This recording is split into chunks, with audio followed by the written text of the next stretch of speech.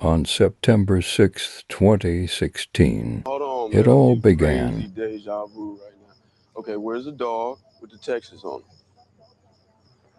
Oh, there he is. Just a trip, man. Wait. So weird. So, me and Darius figured out that I am nothing. We're all nothing. It's a simulation, man. It's all fake. Awesome. In a dream. Yeah, Mary McCheese was there. The girl from Dharma. Maybe it's just my dream. And you were just in it. Always have been. Was it all a dream?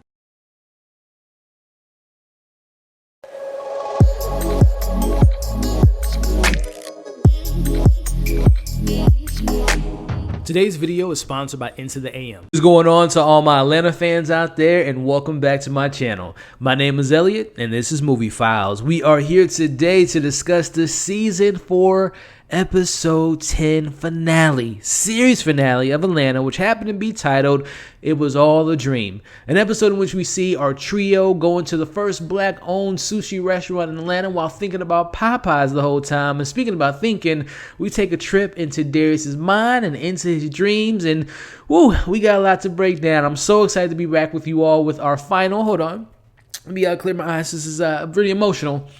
Our final breakdown for the series finale of Atlanta. But hey, before we get into that breakdown, this is your first time watching one of my videos, I want to welcome you all to the community. If you haven't already, consider subscribing and hitting that notification bell. That way you can stay up to date with all my daily content. You can also give your boy a follow on Instagram, TikTok, and Twitter. All those links can be found in the description of this very video. Which, speaking of this video, if you enjoyed yourself today, do me a favor, hit that thumbs up, as well as share this review to anyone and everyone you know that loves Atlanta just as much as we do. But more importantly, go ahead and spam the comments with your thoughts on this finale, favorite moments, emotional moments, answers or questions that weren't answered. What did you think of season 4 as a whole? What was your favorite episode, favorite moments? Let's talk about the series. Favorite character, favorite episodes. Again, spam this chat in this comment section with everything Atlanta. Let's go ahead and have those conversations. So before we get into today's main topic, which is the breakdown of the finale, gotta take the time. And I'm going to talk about this later, but I want to start off top by saying thank you, thank you, thank you. You know who you are. Every single one of you all that's been supporting these videos since March 24th of the beginning of season 3 to this very point.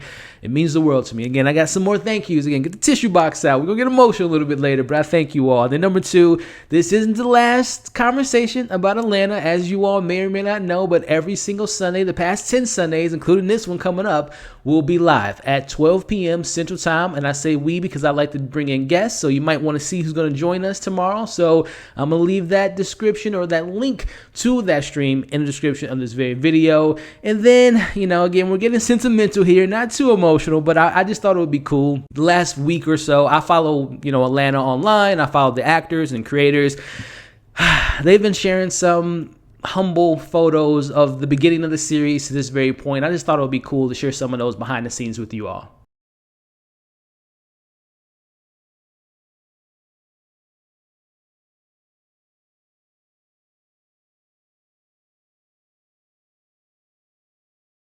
I also thought it would be cool to share with you all this interview by Variety, who interviewed the director Hiro, who directed this finale, as well as some of the best episodes of this series. They talked about what it was like filming this finale and if there'll be a return to Atlanta one day.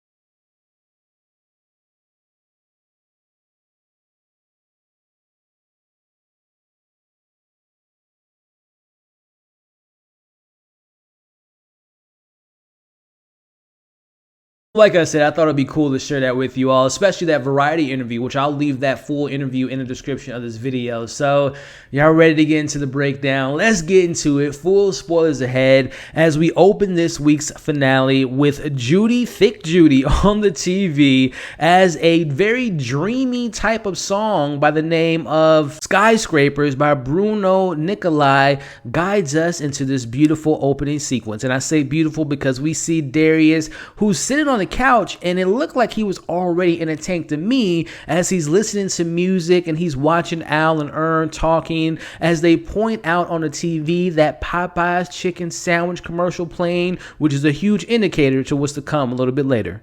As we pivot over to Darius telling them about what he's got planned for the day, and one of his main plans is going to a dep date, which he explains that it is his weekly routine to visit a sensory deprivation tank for 1 hour, which helps him kind of collect his thoughts, also helps his soul and his mind. And we're going to get into my theories about how often Darius has been doing that, and when we see him do that, what happens in the show. But as we see him suggesting this to his friends, and we hear Earn politely decline, which I couldn't help but to think when he says, well, that's just your way of saying no. It reminded me of this callback from season 1. Hey, hey, look, I know you don't know me, but my name's Darius. I was just wondering, can I measure your tree? No, not right now. Right now? That basically means no, man. Yeah, I'll do that when I have the time. Yeah, I'll try it. That almost always certainly means no. As Darius promises not to eat too much before going to Van's thing, we get a very rare callback from one episode to another. And what I mean by rare is it happens we get callbacks in the show, but sometimes it's like, this is a callback from, season 1. But it's very rare that we get someone acknowledging something from the previous episode. And in this moment, which I love this moment here, Earn is poking fun of Al, singing the old Mick Alfred song as he looks like a farmer, because we know he owns a farm now. And the way Al responds is just hilarious. That song was a banger, by the way. But again, the rarity of episodes connecting to each other back to back. And again, he's looking like he's dressed like a farmer. He has his boot on. And for those that are keeping track at home like I am, y'all know I love to know, how long ago was this episode from the previous episode? What timeline are we in? So if you all didn't notice, but I picked it up last week, that the episode 9 took place, at least the opening of the episode, when Earn was texting Al. You notice on his phone that it says September 17th. And then later in this very episode, we see Darius, who also gets a text from Earn, and you'll notice that his phone says September 28th. So from episode 9 to this finale was 11 days. So again, I just thought I would share that little information with you all. But we get the intro, which I love, when we see the magazine and all the Atlanta rappers. It just felt like home again. It felt like the last time we're going to be in Atlanta. But as we get into it here, I decided to kind of break this breakdown into 2 sections. One being what's going on with the trio of Van, Earn, and Al in the reality. And then the other half, we're going to be breaking down what's maybe a dream in Darius's head. So that's how we're going to handle that. So let's talk about the trio starting off first, as we already see how different this black-owned sushi restaurant is ran, which you have to park your own car, and that's what they consider valet. As we see, Al already knows where he's going to eat after this, as he can already smell the manager in the air. Smell that? Yeah. Smell like the manager mean as hell. As Earn talks to him about helping out your own, which was 100% a reference to season 3, if y'all remember.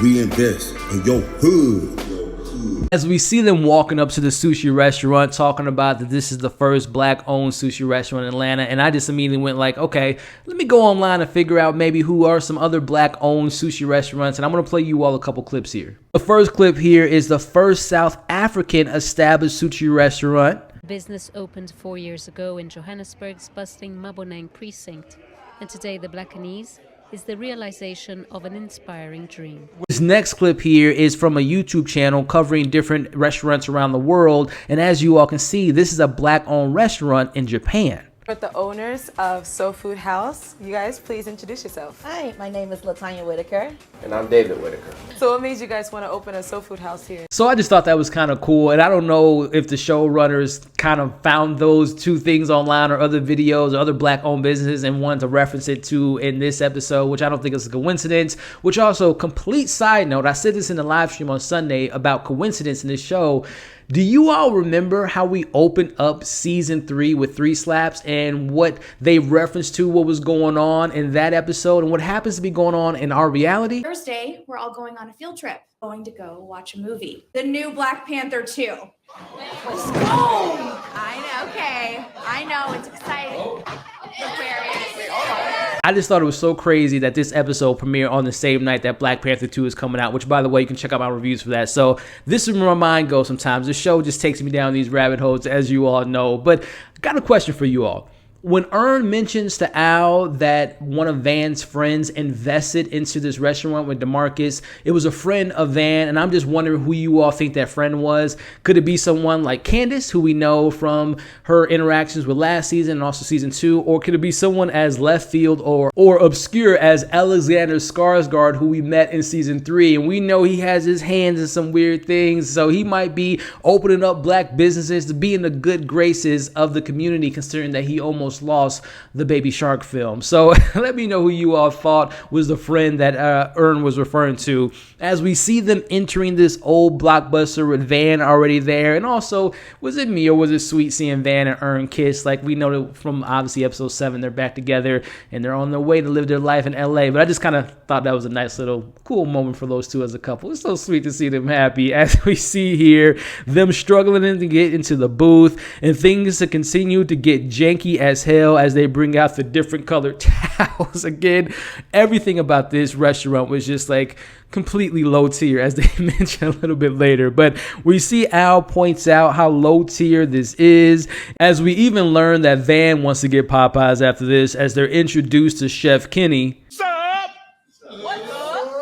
I could have been the only one that thought that he kind of looked like the chef from South Park. But as I digress, get the shot of what they've kept from the old blockbuster and all the random obscure stuff that they sold. And the first dish at hand is a chicken skin salad, which Al says it was too salty, but not salty enough. It wasn't slapping, right? But I love that reference to the chicken skin, because y'all remember from the D'Angelo episode, him making that chicken skin peanut butter sandwich, which I gotta know, have y'all made one of those after watching an episode? And would you try a chicken skin salad? Let me know how that is in the comments. But Al is ready to get the hell out of here, as even Van points out this janky ass food. Rice has corn in it.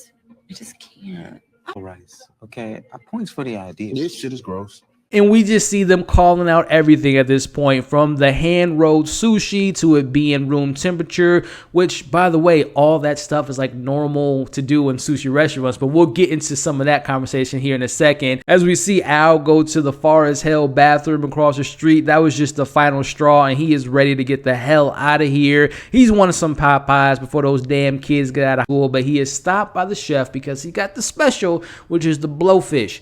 Ain't no way. Number one, even if I was at the most high-end sushi restaurant, I'm never eating no poison anything, right? But especially in this restaurant. And this is where we get introduced to Mr. DeMarcus, who comes out. As DeMarcus shares this really good, hilarious monologue with a lot of truth to be said, right? As he breaks down on the night of Queen and Slim movie premiere, all the black people came out to support, but only for it to come and go so quickly. He talks about how bad the Yelp's review was. Like, this dude is selling poison out here. And then he gets into, and I couldn't just help but to think of the whole TikTok meme. It's cool when they do it, right? When he's talking about everything that I'm doing is odd, but when someone else do it, it's perfectly fine, which he has a lot of truth in that, right?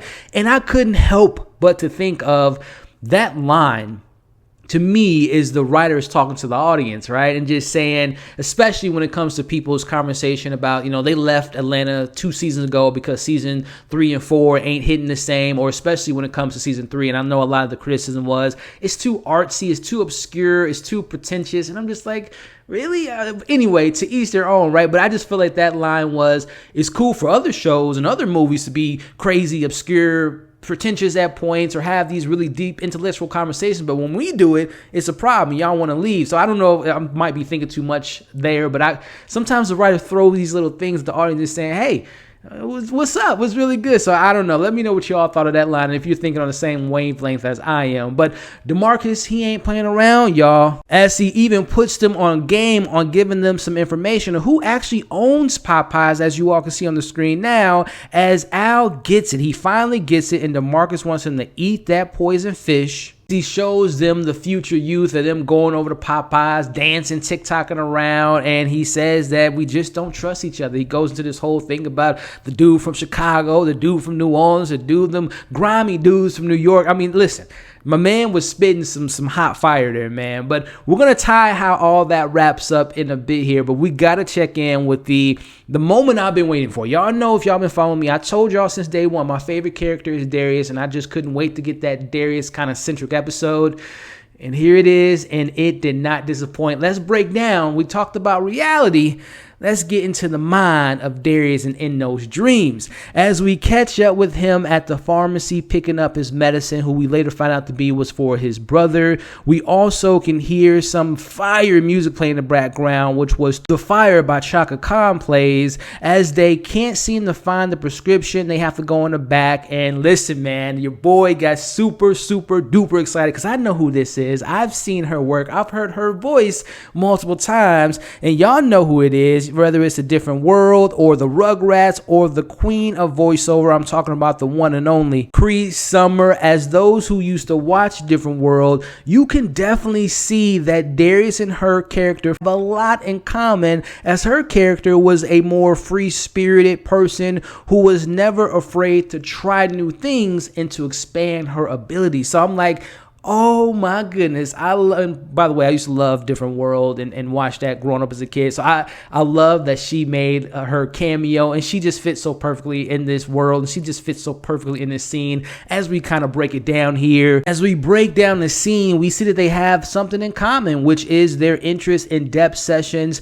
And I wouldn't be surprised, y'all, I wouldn't put it past the writers here, that Cree was probably playing Frankie in the Atlanta universe, as we hear that she has a kid, which might be the kid, if y'all remember, again, A Different World, of Ron. So I wouldn't be surprised if she was actually playing her character, because again, if you watch A Different World, she's literally, I should say, Darius is a mirror of her character as far as like how their personality and how they fit into those separate shows, and they have a lot in common, y'all. So I wouldn't be surprised if she was actually playing a character from A Different World. But getting back into the breakdown, we see Darius lets her in on a very interesting secret about how he's able to get out of his deep thoughts and knows when the things are fake and when they're all a dream. And this is where we get our Inception moment, one of my favorite Christopher Nolan films. If y'all remember Cobb, who was played by Leonardo DiCaprio, when he describes his totem, which again, going back to that film, it was when you had to have an anchor to remind you of the subject that you're dreaming. So this was a very Inception-like episode, which just gives it even more brownie points, because that's one of my favorite sci-fi films ever. Love that movie. Shout out to the writers for watching Inception. As we get into the totem is for Darius is a thick Judge Judy, who, if you Google thick Judge Judy, as you all can see on the screen now, it makes you even wonder, well, she's always thick. So does that mean that we've always been in a dream in Atlanta? And I had to share this with you all, because again, going back to that Variety article that is in the description of this video, the writers reached out to Judy and she gave them her blessing. Shout out to Judge Judy, as we see talking about her mental battles, and she demands and controls how she dances in the room called life, as they found Darius' prescription. And this is one of the reasons why Darius is my favorite character. This very moment here, as they're saying their goodbyes, he goes back and says, you know what? Thank you for sharing this moment with me. You're such a beautiful soul. Darius is so left field. He's so obscure, but he's such a good guy, man. I just love that moment, especially from those two characters. And let me go back to that theory a little bit here as far as A Different World. I really do feel like they chose her to be in the scene because, like I mentioned, they're very similar, how they anchor their characters, how their characters are very similar. And I think this is the creators just acknowledging spirit animal. So let me know what you all thought of that cameo. Shout out to Cree. She was great in this scene. I just love that so much. Let's talk about it in the comments below. But let's analyze this scene, going back to this being in his mind, being a dream, and what it could all mean, at least how I perceived it, right? So for me, when it goes to this being in his head and his subconscious telling him to dance to the beat of your own drum, which we know Darius does. This also shows his more zen side. He's becoming, versus what we see next is a counter of his wild days, just seeing who he is as a person today is what this part of his subconscious is telling him in this very moment, because again, it's all part of a dream. I love it, y'all. But let's get into, again, the other parts of his mind, which is his old throwback crazy days, as we meet London from the South Side, who pulls up listening to FNF by Gorilla, which immediately tells you everything you need to know about London. Shout out to London. I would have loved to have gotten her in earlier episodes because she just fits so perfectly in this world. As we get into the craziest moments of this episode here, as we even hear him mention how he put those wild days behind him from his underground email days, London convincing him to hop in, which, going back to his dream, we have all had those wild days, right? When we used to live crazy, or hell, maybe we still do. So I just love how deep and in-depth this moment of this episode was. It's kind of time back to Darius' old days.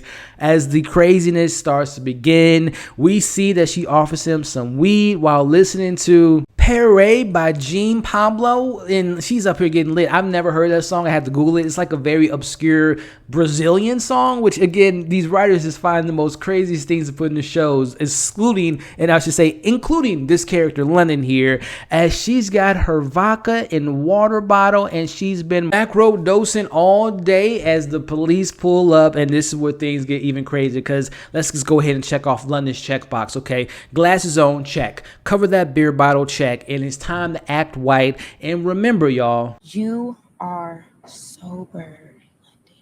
as the cop points out, her mother drives a murdered out car, and she agrees to this. Mother always got a stunt on him, as she says, and it was so damn funny. Ma'am, have you been drinking? No, I wouldn't have been drinking. What's in the bottle? Oh, it's water. If this was vodka, I wouldn't do this. And she chugged it, bro. And then that whole scene to me just had me dying laughing, on top of when he asks her to step out. And then they have her walk the line, touch her nose. And listen, this is the part here. How many seasons of Homeboys in Outer Space were there? Which I've never heard that show, so I had to look it up. It is an actual show, as you all can see on the screen now, that took place in 1996, 21 episodes, and it starred Flex Alexander, a.k.a. Flex Washington, if y'all remember, 101. So, yeah, one season. I don't know if I can find that show somewhere. I got to watch at least one episode. I'm going to probably watch it on YouTube if it's available. That moment was actually hilarious to me. So she's clear to go, to Darius' surprise. She tries to get back into the car, only to take the officer's gun. She tries to pull off. She hits a little white girl on the bike. She runs off, blames Darius, gun in his hand. It was all a dream, y'all. Man, listen, we go from a serious, heartfelt moment to a crazy moment to another heartfelt moment. The range of emotions this episode was just what makes this show so great. As let's just go ahead and again pointing out and analyzing this scene. What did it represent, right? So for me, the subconscious acknowledging his time in the streets, wilding out, getting to all these crazy situations that he's encountered in this show. One being my all-time favorite, Teddy Perkins, right? Invisible cars, Teddy Perkins, you name it. It all speaks to it. Just makes you wonder, whenever we would have those crazy moments like we just saw with London, was it Darius who was in one of his depth sessions whenever we would see something crazy in this show? I don't know. Let me know your thoughts on that theory. As we get into, he finally wakes up and it's time to take a break in the tea room, where they give you tea in the tea room while you're relaxing, drinking tea in the tea room. This show is cracking me up, man. It's so goddamn funny as he goes into the tea room and he's encountered by 3 white women as they're talking about their tea and their favorite moments. And this is where we see Darius grabs one of them and says, "Wake up!" As he unfortunately gets kicked out for doing so. So as our boy goes the rest of this journey in this dream, we see him climbing a wall, which once again, y'all, going back to this being a dream, who's had those type of dreams? Number one, going back to London, have you ever had a dream when you're in a passenger seat and someone's driving all crazy and you get into an accident? You're like, why do you do that? I've had millions of those. And also, speaking of what he's doing right now, climbing over this wall, it's like, that's the type of shit you do in a dream when you're just like climbing stuff and you're like climbing, I don't know, I have some pretty weird dreams. I don't know about y'all. My personal favorite, this is a side note, it has nothing to do with this episode except for dreams. Who's had that dream out there where, whether it's middle school, mine is always like high school for some reason, where I'm like always running late to class? And then not only that, but I have those dreams where I'm like, there's one like art class or English class that I have missed every single class the entire semester. I have no rhyme or reason why. I just miss it for some reason. I don't know. This got me thinking about dreams. Share some of your favorite or maybe least favorite dreams that you all have pretty frequently in the comments below. But we see going into this moment here, which again was just so emotional, man. Let's break it down. As he arrives to his brother's house, and you can tell by this line here that his brother's not doing too well. Okay, of course. Can't get no sicker. As he offers him some Jollof, and if y'all remember back in season 3, I think it was episode White Fashion or New Fashion, where we get a little bit of that backstory that I've always wanted to know about Darius in regards to his family, and we learn about his favorite Nigerian dish. As we pivot over to seeing that Judge Judy's playing on television, which is another reference to this being a dream, and this is where it just kind of hit me, man, in the feels as he's telling his brother that he can't stay long. He wants to hang out with his friends. And we see his brother kind of jokingly at first like, oh, man, I was hoping that you can stay. And he says, I'm just messing with you, man. Go spend time with your friends. Go have some fun. Which, again, we'll talk about the meaning of the subconscious, but it's just like, man, we all had those moments where we lost a loved one and we just wish we can spend every single time with them, and going back and just be like, man, I wish I would have stayed home that night or whatever the case may be. It just really got emotional for me, man. And when he talks about just enjoy life, because again, as we learned, he's passed on. But as we get into him picking up the picture of them being younger, and we see this clip here. Miss you, man. As you'll notice that his brother faded away in the background, indicating that he's passed away. This reminded me so much of the Al moment in the episode Wood, when his mom was in the background cleaning up to try to get him up. Also see him ask about their parents, which to me means that he's lost them all, his brother, his mom, and dad. And this is where, again, he sees, Judge Judy is thick, so it's obviously a dream. But again, just going back to that moment, man, and just the importance of that moment. Again, I've had those dreams. I'm sure you all have had those dreams about ones you've lost, right? And again, having moments of just cherishing loved ones, having those great moments, and the moment where you kind of just wish, again, you just had a bit more time with them, right, man? So I cried, man. I did get emotional in that moment. As I'm getting emotional now, and y'all probably get emotional thinking about it. Before we move on, let's kind of clear our heads and hear a word from the sponsor of today's video. Today's video is sponsored by Into the AM. Into the AM is a clothing company with a variety of amazing products such as t-shirts, hoodies, jackets, shorts and underwear, headwear, and much more.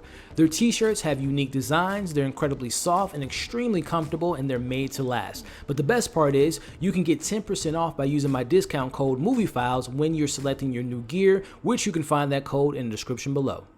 So shout out to Into the AM. I'm rocking one of their shirts now, one of my favorites, which is a busted TV with some ooze coming out of it. I love their attire. So if you want to get some cool attire, check out the link in the bio. If you guys want to help me out by any way as far as supporting the channel, click that link, use that discount, get some cool swagger, and you can help the channel out at the same time. So again, shout out to Into the AM. As we get back to the episode, again, it's a dream within a dream within a dream. It's Inception, baby. So now we're wrapping up the episode. We're wrapping up this finale, and this is where it just really kind of hits home for me. I loved everything about this.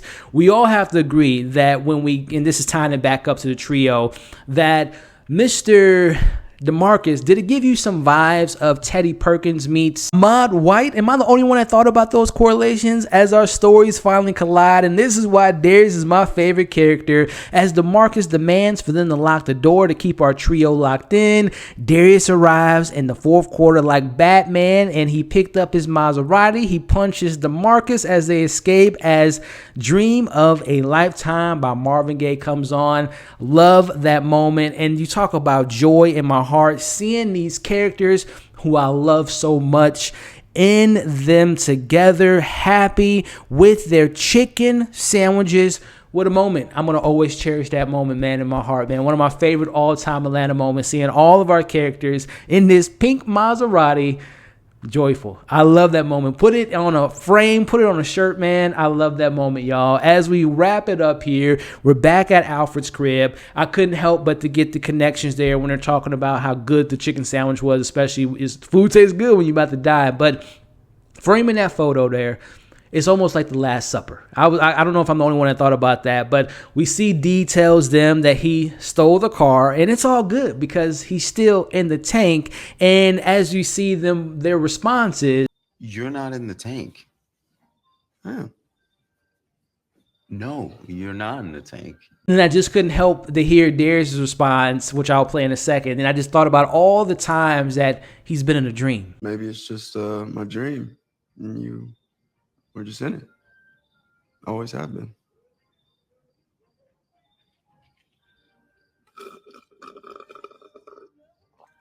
As the trio of Van, Ern, and Al go outside to have a smoke and they leave Darius inside, it hit me that he's always been their backbone, that he has lost his family, but now this is his family. As Thick Judy is on TV, he sits up, the camera zooms in, he's watching Judy leave the stand, and we get the moment with him looking at the screen, smiling, and the question is, was she thick? She's always been thick, but was she thick on the screen? Was she her regular self? Does it even matter? Let me know your thoughts on that. Was it a dream? Was it a reality? Let's have those discussions. As if you all watch it with subtitles, you can hear police sirens in the background, which indicates if it was a dream or not, which we know in his dream there was police officers. It's not like out of the realm of possibilities that it was just police in his head, because we saw that in his dream. But for me, and this is just kind of where I stand, this is why I separated the reality versus the dream. Whenever we saw our trio without Darius, that was reality until they caught up with Darius later in the episode. So to answer my own question, I think that this was all part of a dream as far as this last little section of the episode. I don't think that was reality with the cops coming in. I think that was actually still a part of his dream. So that's just my thoughts. Let me know yours again. But again, just seeing all of them together, and again, him rescuing them. This is his family. This is who he protects. I just love that moment there. And I feel like as far as just looking at it as a series, right, as this whole time, most of what's been going on from the Invisible Cars, the Justin Bieber moments, all these one-off episodes that we got in season 3, all the Thomas watching stuff was when Darius was in those depth sessions. Again, let me know what you all think about that theory, if it applies to it or not. And I just loved it, man. And maybe even going back to just, now I'm thinking about it, and I'm going to play the clip here, going back to season 1, episode 1. Hold on, man. I'm getting crazy deja vu right now. Okay, where's the dog with the Texas on it? Oh, there he is. Anyway, this was a perfect way to end this amazing, incredible, thought-provoking, intellectual, funny, and heartfelt series. This finale had everything that makes Atlanta special. It was entertaining. It was hilarious. It had heart and emotion. It had depth. It shows you how these dreams speak to us and how you can change from your mistakes, how you can change from who you used to be. It doesn't make you who you have to be today. And going back and visiting your loved ones, man. This was I don't like to say perfect a lot because obviously things have flaws, but I really don't have a flaw with this episode. Call me biased as you will, but this is what makes Atlanta special. This episode is like the personification of what makes this show, in my opinion, one of the greatest shows of all time. It's in that GOAT list for me as far as like top 5 shows of all time. All the great direction, the great writing, the amazing performances as we talk about week in and week out. And I love that Lakeith Stanfield got to show his range because we all know what we got from Al, of course, Zazie Beetz, of course, Donald Glover. I loved it, man. And I just want to take the moment to, again, thanking the directors, thanking the writers, thanking the producers, but also thanking this cast. I'm talking, again, Zazie Beetz as Van. My man Alfred, a.k.a. Paperboy, played by Brian Tyree Henry. Of course, Lakeith Stanfield as the one and only Darius. And, of course, the man, Donald Glover, a.k.a. Ern. I thank y'all for the incredible 4 seasons. I thank y'all for giving us this show 3 more seasons than Homeboys in Outer Space got. But, again, y'all, I have so many more things to say, and we're going to talk about it more on Sunday. But I mentioned it earlier. Last but not least, I can't go without ending this video without thanking you all. I'm talking about from March 24th of 2022 is when I first started. As y'all know, I've been watching the show since day one, but I started covering the show March of 24th of 2022. Every like, every share, every comment, all your theories, all your predictions, every single thing from subscribing, if you haven't, do so. If you enjoyed today's content, hit that notification bell. Thank y'all. And also, I want to thank the other amazing content creators, and you all know who they are out there that cover this show, that's been covering it for the last, since the beginning of March, and now they kept me motivated. They kept this fun to be able to see other people's thoughts on the show, and they created this great community of Atlanta. So again, I thank the audience here. I thank the creators that make their own content. And again, y'all, we got more discussions about the show. Join us this Sunday, 12 p.m. Central Time. We'll be going live with a various different amount of different guests. We'll be talking about this finale, this season, favorite episodes this season, favorite moments of the series, and what Atlanta meant for us individually. So I hope to see you all this Sunday, and keep an eye out for some other maybe short videos that I'll be putting out in the next couple of weeks with this show in particular, like my favorite moments of this season, or I'm going to make my top 10 list of favorite episodes of Atlanta. So keep an eye out for that. You all are awesome. Thank you again for the support. If you're still here watching this video at this very moment, put hashtag Judy Thick. Put that in the comments before you all leave. As you can see on the screen now, just make sure to like, share, comment, subscribe. Hope to see you all this Sunday. You all are some amazing people. Hope you're staying safe.